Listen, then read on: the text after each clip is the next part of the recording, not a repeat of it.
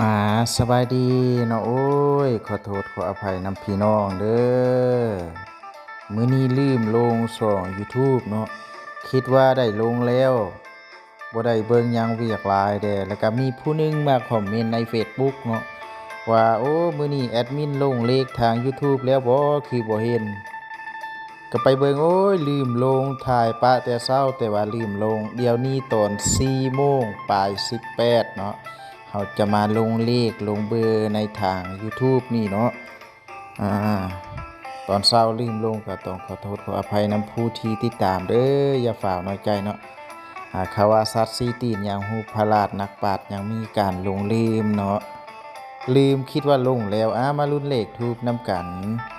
07478771เนาะผู้ใดที่มักเสียงโศกเสียงดวงเนาะเมื่อคืนนี้แอดมินนอนฝันว่าเห็นผู้ชายผู้หนึ่งเอาเด็กน้อยแล้วก็อุ้มเด็กน้อยพาเด็กน้อยดำน้ำแล้วก็ตื่นขึ้นมาเด็กน้อยหันมันตายเด็กน้อยที่ตายหันมันเกิดเป็นหูปตัวมูแล้วก็หูปตัวเป็ดเนาะมันเกิดรูปตัวเป็ดแต่ว่ามันคือตัวมูหลายกว่าเลขทูป7แล้วเนาะเห็นเลข7แล้วมาลุ้นเลขต่อไปนำกันเด้อ35753777เนาะเลขนี้มันก็สิหลายตัวแน่เนาะเพราะว่ามื้อนี้เลขออกหลายโมงแล้วทางลาวเวียดเนาะอันนี้จะเน้นเฉพาะเลข5-6 โมงแล้วก็เลขลาวเนาะมาลุ้นนำกัน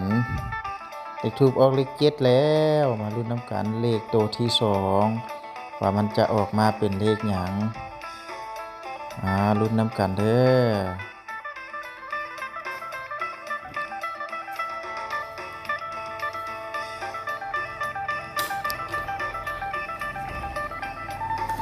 ลุ้นนำกันลุ้นตัวสุดท้ายเนาะตัวสุดท้ายจะออกมาเป็นเลขหยังมาลุ้นนำกันเด้อผู้ใดที่เข้ามาแล้วก็อย่าลืมกดไลค์กดแชร์เนาะขอคนละ1 ไลค์ 1 แชร์มักแท้ก็อย่าลืมกดติดตามเด้ออันนี้757971เนาะมื้อนี้ลืมลงแต่เช้าเนาะมาลุ้นอีกโอ้17579731คือว่ามี2เทื่อเนาะเขียนลืม2เทื่อเลย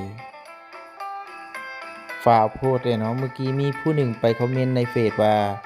คือบ่เห็นเลขทางช่อง YouTube คิดว่าลงแล้วตอนเช้าแต่ว่ายังบ่ลง155กับ